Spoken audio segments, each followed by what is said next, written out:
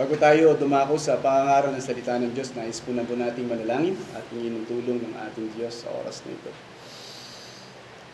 Aming Diyos, ayaw po namin manangan sa aming pong sariling kaunawaan sa pag-unawa sa iyong salita. Maaari namin nga pong maintindihan ito, Panginoon. Subalit hanggang sa aming isipan lamang ang bagay na ito. Ang panalangin namin, O Diyos, sa sana'y malakas na kumilos ang banal na Espiritu sa puso ng bawat isa. Dahil ito hindi lamang sa aming isipan, kundi sa kaloob-looban ng aming pong puso. At magbunga ito ng maraming pagpupuri sa iyo at maraming pagluluwalhati sa iyo pong pangalan nang dahil sa mga katotohanang makikita namin buhat sa iyong Ebanghelyo. Panalangin namin, O Diyos, na sana'y pagkalooban mo kami ng mababang puso habang pinakikinggan namin ang iyong salita, sapagkat kuminsan maaaring sumikat, O Diyos, ang mga natitira naming kasalanan upang hindi namin panghawakan at yakapin ang katotohanan ng sinasabi niyo po. Panalangin namin na sana'y makontrol ang mga remaining sin namin upang sa gayon, Panginoon, na kaming lahat ay patuloy lamang nakakiling sa mga biyaya at dikta ng banal na Espiritu sa puso ng bawat isa. Kausapin niyo kaming lahat, O Diyos, handa naming pakinggan ang iyong salita at sana rin po'y mangusap ka sa mga wala pa kay Kristo na sila man din maglatag ng kanilang pagtitiwala at pananampalataya sa nag-iisa namin Panginoon at nag-iisa namin tagapagligtas. Ito ang aming panalangin sa pangalan ng Panginoong Hesus. Amen.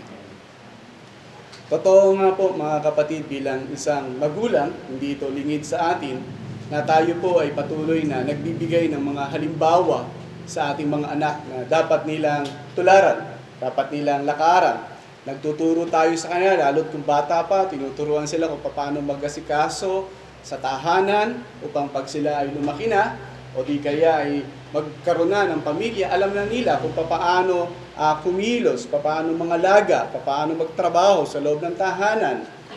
Ganon din minsan sa ating trabaho.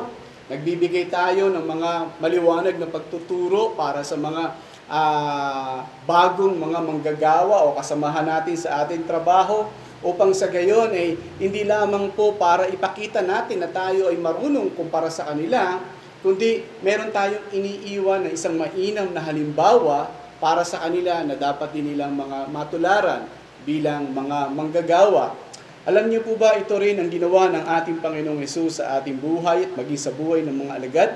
So marami sa Biblia na natala ng mga halimbawang iniwan ng ating Panginoong Hesus na siyang nais ng ating Panginoon na tularan nila, gawin nila bilang mga alagad ng ating Panginoon. At napakarami nito kung titingnan natin mula sa Gospel, even sa Epistles, at even sa mga sulat sa mga iglesia at sulat ng mga apostol, ay napakarami ng mga bagay na ito. Pero isa lang muna ang ating tingnan. At hopefully kung tayo ay makabalik muli, ay ating pag-aralan pa ang ilang pang halimbawa na ibinigay ng ating Panginoong Hesus na dapat tularan. Isang obvious na text na makikita natin, ito ay ang John chapter 13, verse 15. John chapter 13, verse 15. Ang sabi, sapagkat tayo binigyan niya ng halimbawa upang gawin ninyo ayon sa ginawa ko sa inyo.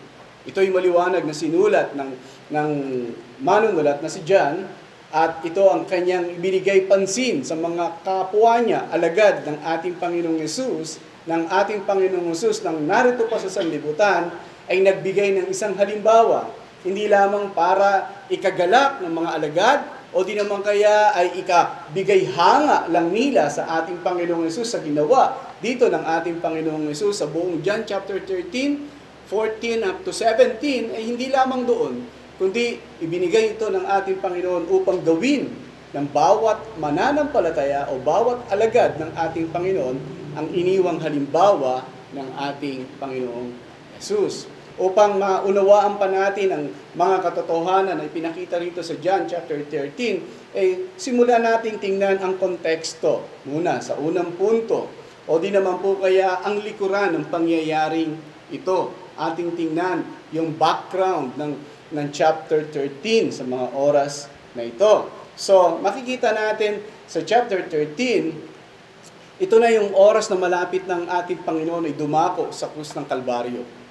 Ito na yung time na malapit na siya mamatay sa krus ng Kalbaryo. Ibig sabihin, handa niya ng gampanan ang kanyang tungkulin na maghandog ng kanyang buhay para sa kanyang mga tutubusin sa kanilang mga kasalanan. Ibig sabihin, sa madaling salita, malapit na siyang pumanaw sa mga oras na ito. At ito ay hindi lingid sa ating Panginoon sa mga pangyayaring ito. Kung titingnan niyo ang verse 1 ng John chapter 13, sabi, bago magpista ng Pasko, the Passover, alam ni Jesus na dumating na ang oras ng kanyang pagpanaw sa sanlibutan. At ito'y patungo sa Ama. Maliwanag ang sabi ni John, alam ng ating Panginoong Jesus, dumating na yung oras, not araw, but oras na lang ang nalalabig. Alam na ng ating Panginoon na malapit na ang kanyang pagpanaw sa mga oras na ito. Subalit, ang isang tanong, mga kapatid, kung tayo po kaya ang lumagay sa kalagayan ng ating Panginoong Hesus sa mga oras na ito, na dumating na yung oras ng ating pagpanaw, ano po kaya ang ating gagawin? Ano kaya ang ating ipaprioritize? Ano kaya ang magiging reaksyon natin sa mga oras na ito? Alam niyo, mga kapatid, minsan lang po, hindi po palagi, minsan lang. Kung may isang tao na may sakit, anong kadalasan ang gustong-gusto niyang mangyari sa kanyang buhay? Di ba't kapag ang tao ay may sakit, lalo kung ang sakit nito ay matindi, sabihin na natin, katulad ng matinding sakit is cancer, bilang na ang kanyang oras, di ba't ang gustong-gusto mangyari ng tao na may karamdaman ngayon, na ang lahat ng pansin ay nakatingin sa kanya? Lahat ng pansin ay nakatutok sa kanya. Gusto niya nakatuon sa kanya ang isip at buhay, lalo tigit ng kanyang mga minamahal. Gusto niyang atensyon ay nasa kanya sa mga oras ito. Para bagang gusto niya sa bawat sandali, kalinga at pagmamahal ng kanyang kamag-anakan ay patuloy na maibuhos sa kanya sa mga oras ito, sapagkat alam niya, ilan na lang ang oras niya, konti na lang ang panahon niya na ilalagi sa mundong ito. Pero kabaliktaran pagdating sa ating Panginoong Hesus, mga kapatid. Iba ang nangyari dito sa ating Panginoong Hesus. Sa kabila na alam na ng ating Panginoong Hesus sa sandali na lang ang kanyang buhay sa mga oras ito, hindi niya binigyang pansin ang kanyang sarili sa mga oras na ito. Hindi niya binigyang pansin na siya'y mamamatay na at siya'y dapat kalingahin, i-comfort.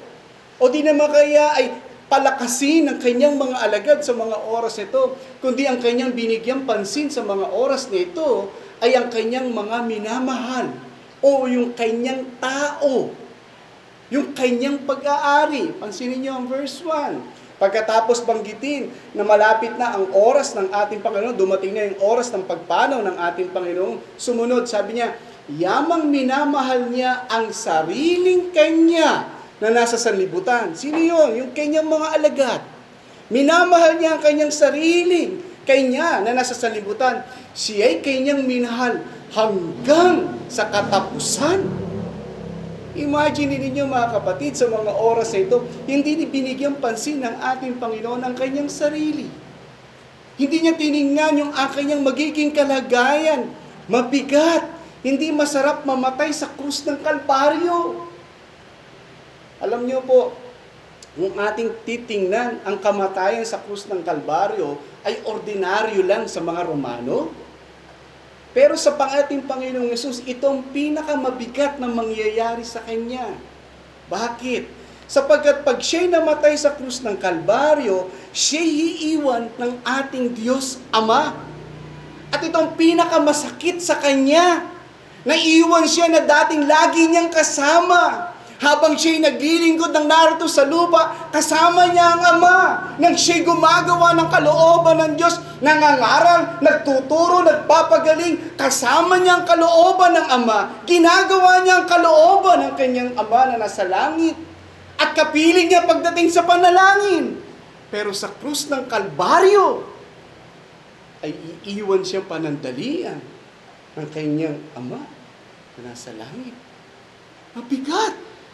Pero sa mga oras na ito, hindi sarili ng ating Panginoong Hesus ang kanyang inintindi, kundi ang kanyang pinigyang pansin, yung kanyang minamahal, yung kanyang kanya, ang sabi rito, yung kanyang pag-aari.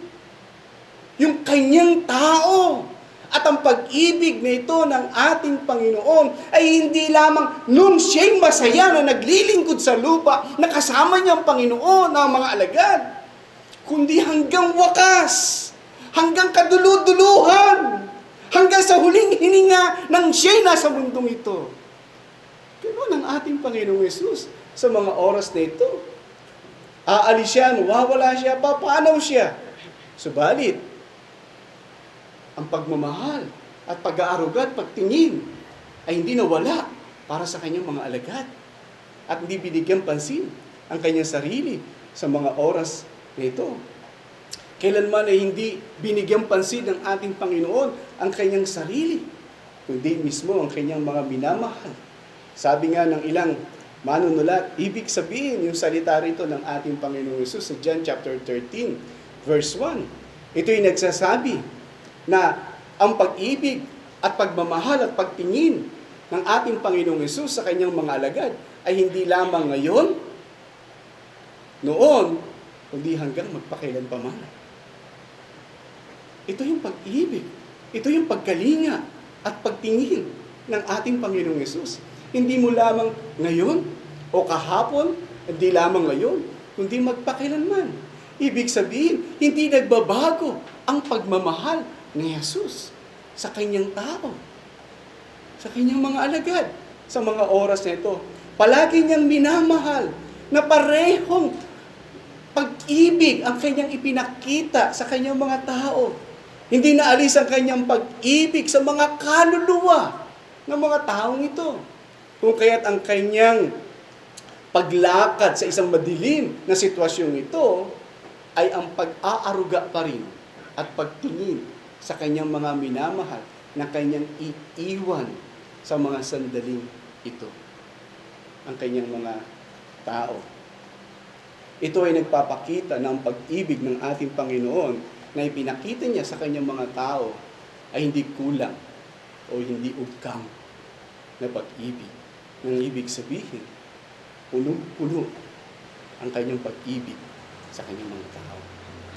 Nais kong banggitin yung sinabi ni Lenski sa puntong ito sa chapter 13 ng John sa verse 1 sa wikang Tagalog. Sabi ni Lenski ito, ang mga lalaking ito ay minahal ni Jesus nang may matinding pagmamahal. Alam yung lalaking ito, it means yung mga alagad. Sabi niya, minahal niya ni Jesus ang kanyang mga alagad nang may matinding pagmamahal.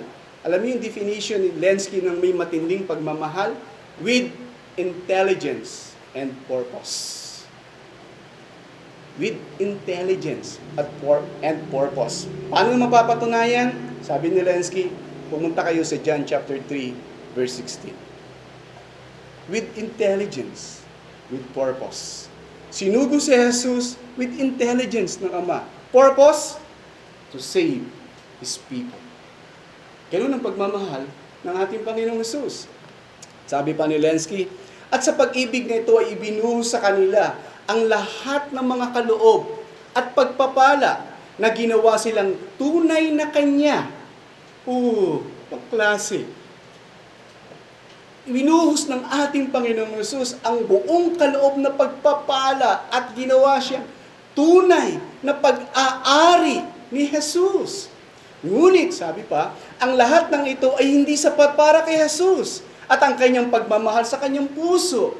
Kaya si Jesus, kahit sa huling sandali, sabi niyo, kahit sa huling sandaling ito, ay labis na kargado ang kanyang sarili ng mga alalahanin para sa kanyang mga minamahal hanggang sa kawakasan ng kanyang buhay.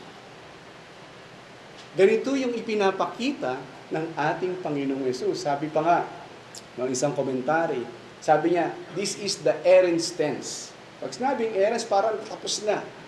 Parang nakalipas na. Tapos na nagawa. Parang past, parang ganon. Pero sabi niya, subalit ito'y nagtatala ng mga dakilang katotohanan.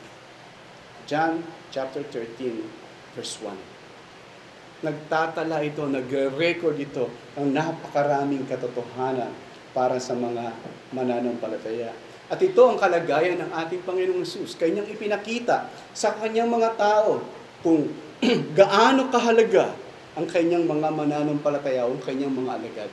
Hamakin nyo, alam niya na yung oras ng pagpanaw niya. Pero sino tinignan niya?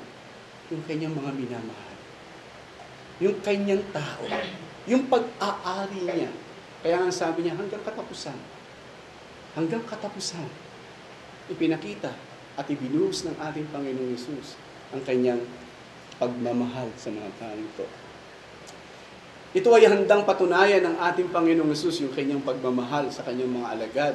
Hindi lamang nang matapos ang banal na hapunan, o hindi lang mismo sa banal na hapunan ipinakita ng Panginoon, kundi pinakita niya ito sa verse 5. Nung sabi sa verse 5, pagkatapos ay nagsalin siya ng tubig sa palanggana at nagsimulang hugasan ng mga paa ng mga alagad at pagkatapos ay pinunasan ng tuwalya na nakabigkis sa kanya. Ano ay pinakita ng ating Panginoong Hesus sa kanyang pagmamahal, sa kanyang mga alagad? At hindi iintindi yung kanyang sarili, kundi bagkus yung kanyang paglilingkod sa pamamagitan ng paghuhugas ng tubig sa paa ng kanyang mga alagad. Sabi nga ng ilang mga manunulat, ipinagpatuloy ang kanyang maalab na pagmamahal sa mga oras ito hanggang sa huling hininga ng ating Panginoong Hesus.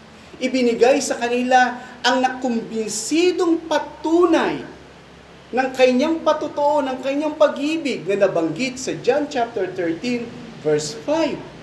Demonstration ang John chapter 13, verse 5 ng totoong pag-ibig ni Jesus sa kanyang mga alagad, na kanyang paglingkuran sila sa mga oras na ito. Tunay, mga kapatid, ang paghuhugas ng paa ay hindi isang gawain lamang na simple. Ayon sa lumang tipan, katulad ito ng kaganapan kay Abigail. Kilala niyo po si Abigail, na asawa ni Nabal, na si Nabal ay nagmamayari ng maraming tupa.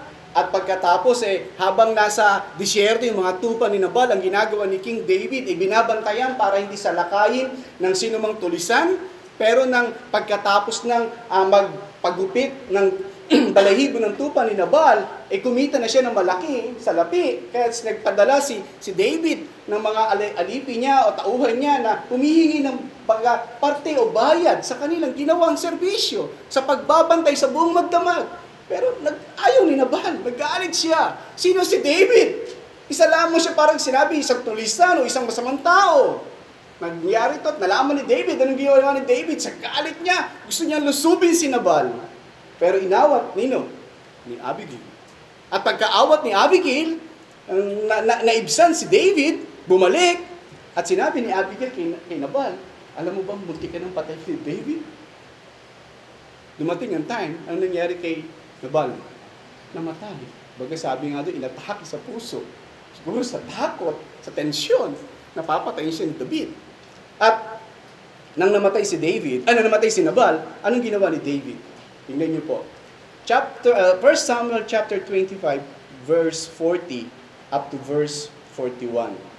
1 Samuel 25, 40 to 41. Ito ang sabi, nang dumating ang mga lingkod ni David kay Abigail sa Carmel, kanilang sinabi sa kanya, sinugo kami ni David. Sino yung pumunta? Mga alipin ni David kay Abigail. Sinugo kami ni David sa iyo upang kunin ka na maging asawa niya. Uy, gusto ni David na maging asawa niya si Abigail. Hindi na nangyari, 41. At siya'y tumindig at nagpatira pa sa lupa at nagsabi, ito yung gusto ko sa wikang Tagalog, ang iyong lingkod ay isang alila na naghuhugas ng mga paa ng mga lingkod ng aking Panginoon. Wow! Ano yung description dito ni Abigail tungkol sa paghuhugas ng paa? Sino yung gumagawa? Not only servant, kundi itinuturing niya ang kanyang sarili. Sa wikang Tagalog, alipin ng mga alipin. Ang hinugasan niya rito ng paa ay hindi si David, but the servant ni David. At ang turing ni Abigail sa kanya ay isang alila na naghuhugas ng mga paa ng mga lingkod ng kanyang Panginoon. Tingnan niyo yung ginawa ng ating Panginoong Jesus ng pagtanggi sa kanyang sarili.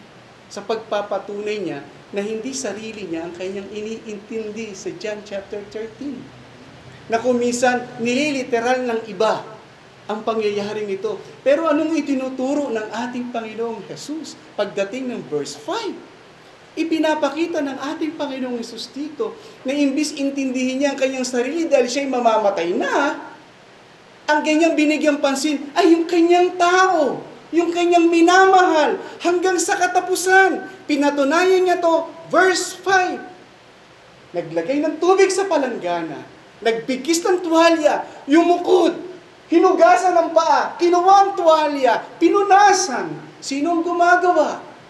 Isang alipin ng mga alipin.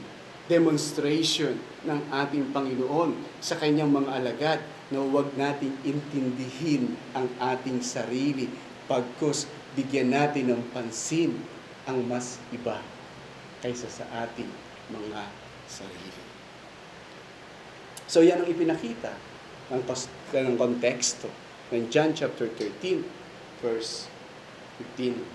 Then, alamin naman natin, anong ipinakitang halimbawa ng ating Panginoong Hesus dito sa buong kabanata ng John chapter 13.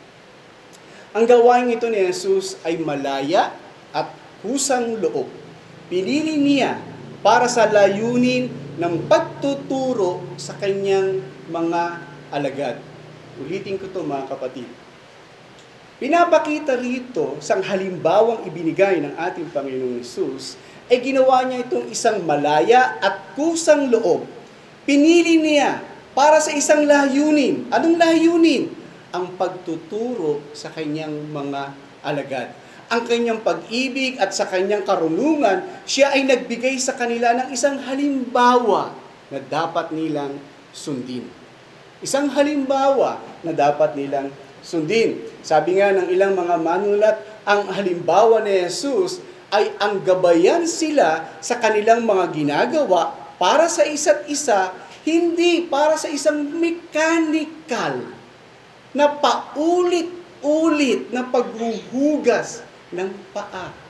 Kahit maghugas pa na maghugas, ang ilang mga iglesyang gumagawa ng ganitong literal, ay hindi ito ang ibig sabihin ng ating Panginoong Hesus, sapagkat hindi siya nagbigay dito ng isang mechanical na gawain, kundi nagbigay siya dito ng isang katotohanan na dapat makita mismo sa kanilang buhay at sa kanilang puso at sa kanilang gawi, ang paglilingkod sa ating Panginoon at maging sa mga minamahal o tao ng ating Diyos.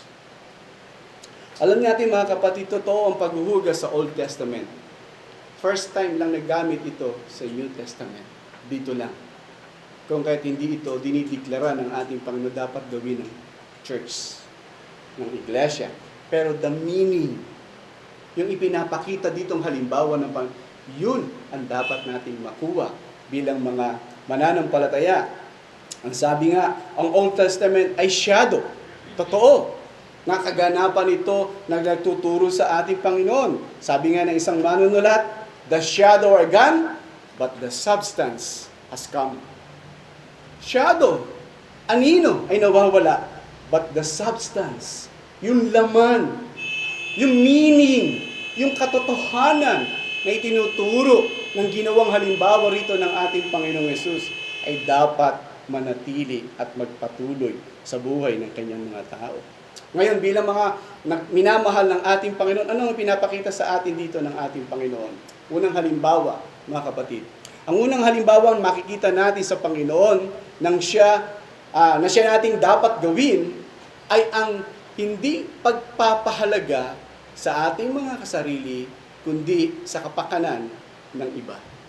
Itong isang halimbawa na iniwan sa atin ng ating Panginoon.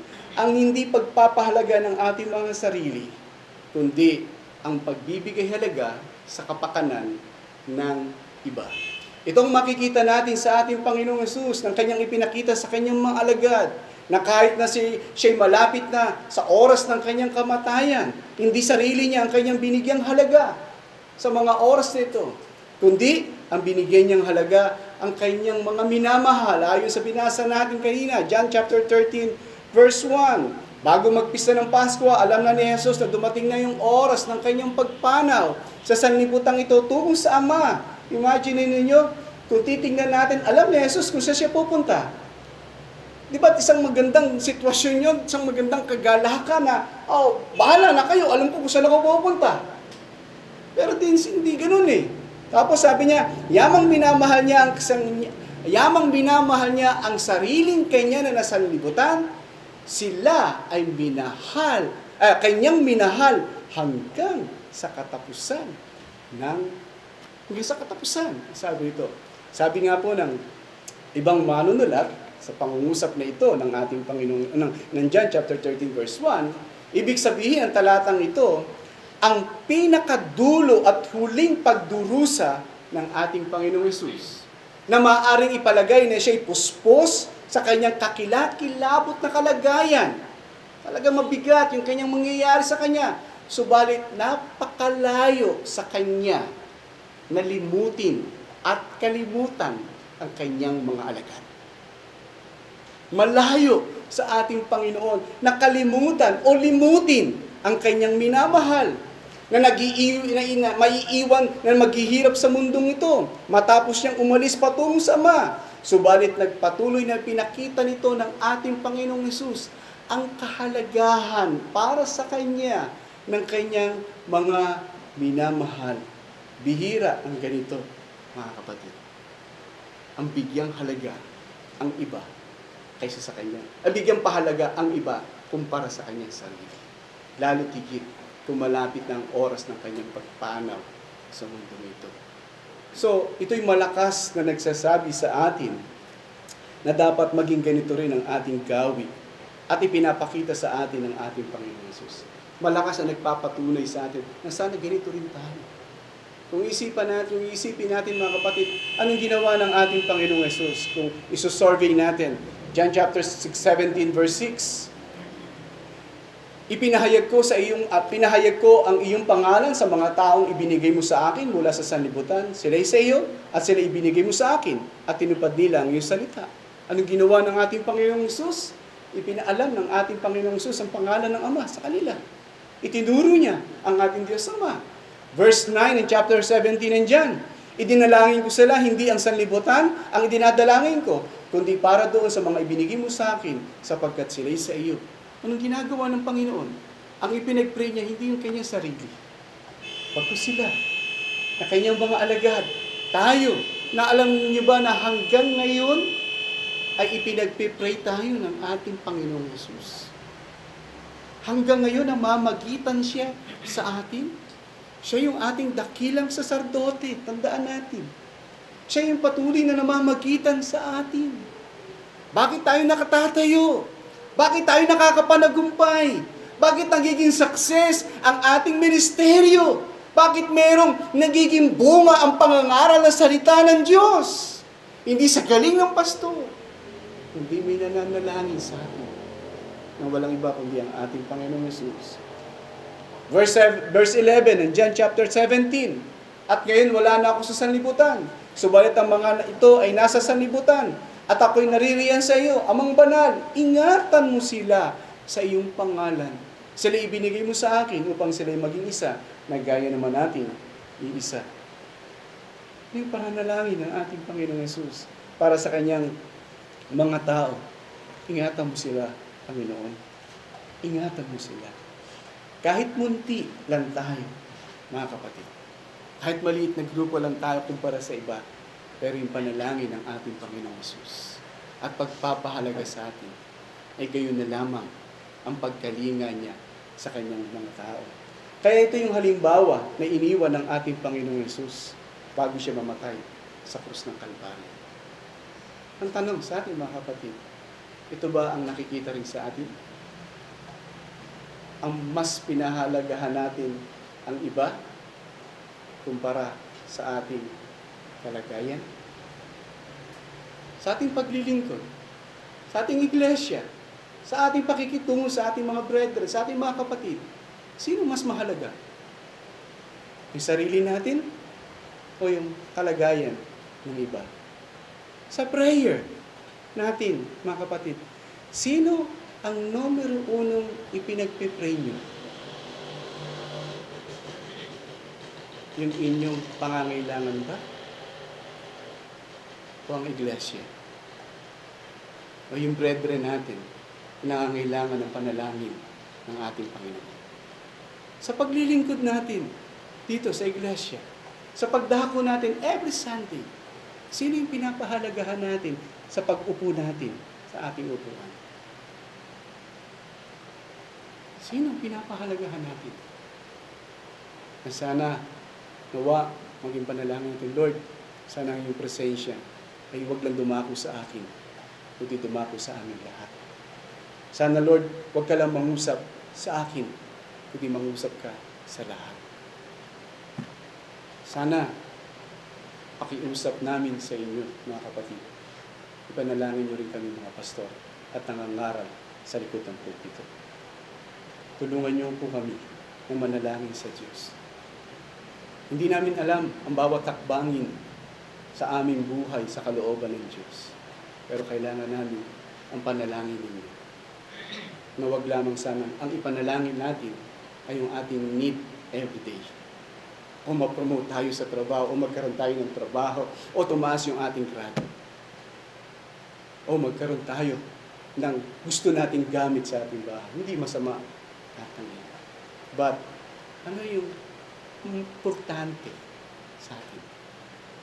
Like ni Christ, nabigay niyang halimbawa, hindi ang kanyang sarili ang kanyang pinahalagahan, kundi yung kanyang tao, yung kanyang minamahal. Kalawa, na halimbawang makikita natin sa ating Panginoong Hesus na siya dapat nating gawin, ay ang layunin ng ating Panginoong Hesus sa pagkilos, sa pagtatag bilang isang modelo. Ito ay ang pagpapakita niya ng dalawang bagay. Ang pagmamahal niya at ang kanyang pagpapakumbaba. Ang kanyang pag-ibig, love, and humility. Ito ang landa na makikita natin sa buong kabanata ng John chapter 13, John chapter 14, hanggang John chapter 17. Ipinakita ng ating Panginoong Hesus ang kanyang love, ang kanyang pag-ibig, pero hindi nawawaglit ang kanyang humility sa bagay na ito. Patuloy ng ating Panginoong Hesus ay kumikilos ng buong pagmamahal sa kanyang mga alagad. Ngunit may kasama ito ng pagpapakumbaba sa kanyang mga tao. Pansinin natin ang John chapter 13 verse 3. Tingnan ninyo, mga kapatid. John 13:3 ang sabi, alam niya Jesus na ibinigay na ng Ama ang lahat ng bagay sa kanyang mga kamay, at siya'y galing sa Diyos at patungo sa Diyos. John 13:3, ibig sabihin, hindi lihim sa ating Panginoon kung saan siya pupunta. Patungo sa Ama. At saan siya galing? Galing sa Ama. Hindi lihim sa ating Panginoong Hesus. Pero sa mga oras ito, may binanggit sa una, lahat ng authority ay muling ibinigay sa ating Panginoong Hesus. Ibig sabihin, sa ibang kasulatan, all sovereign authority ay nasa kamay na muli ng ating Panginoon. Hindi lang po ito alam ng ating Panginoon, kundi tangan-tangan niya sa kanyang buhay ng lahat ng otoridad ay nasa kanya na. Ibig sabihin, siya nang may control, siya na yung may power. Sa oras na ito, it means to say, siya na yung Lord na dapat tingalain sa mga oras ito. Pero anong ginawa ni Jesus? Verse 4 and verse 5. Nagpikis ng tuwalya sa kanyang tagiliran, nagsaling ng tubig sa palanggana, naghugas ng paa ng kanyang mga alagad na nagpapakita ng kanyang kapakumbabaan sa kanyang mga tao. Hindi niya lamang ipinakita ang love, but humility ang ipinakita ng ating Panginoong Hesus.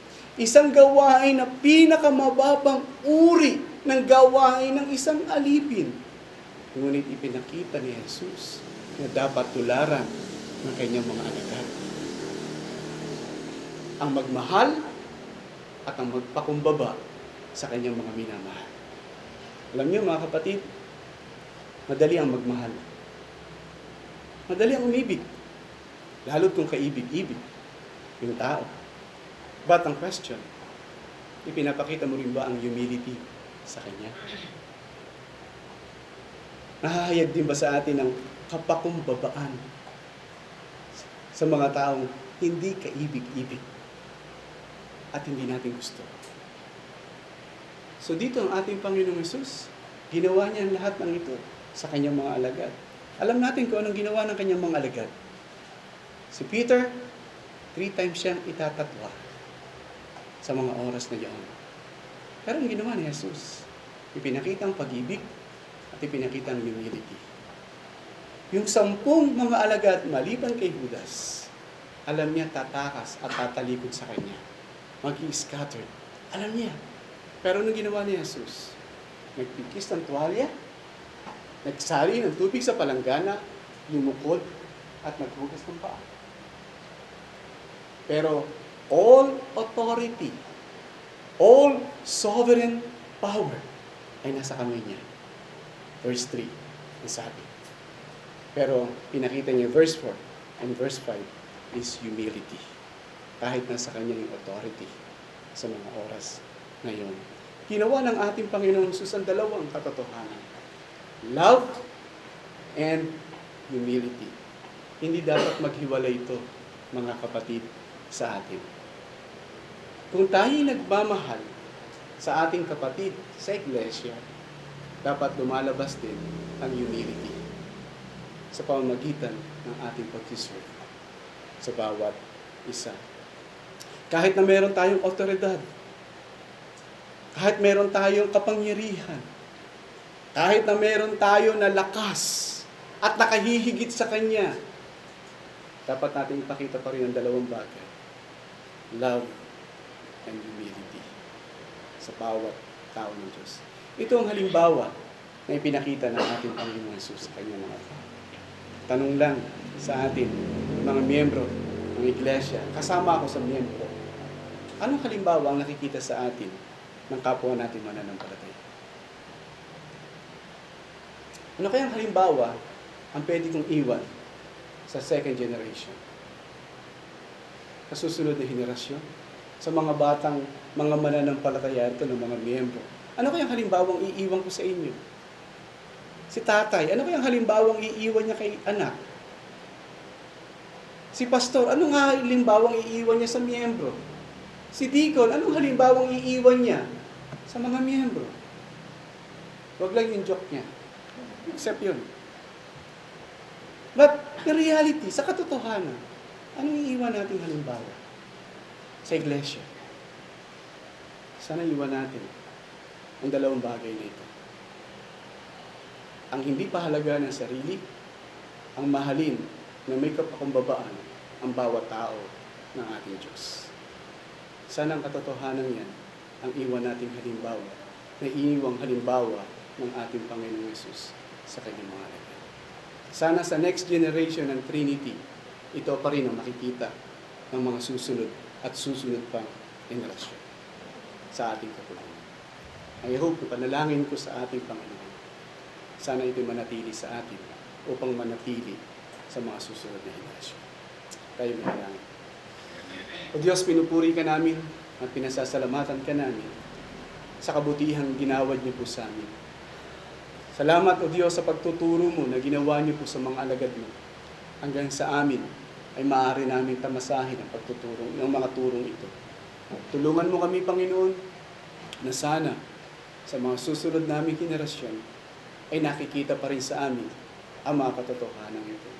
Tulungan mo kami, Panginoon, bilang iyong tao, bilang iglesia, bilang mga mananampalataya, na sana, Panginoon, hindi namin pahalagaan ang aming sariling kapakanan, kundi ang pakanan ng iba.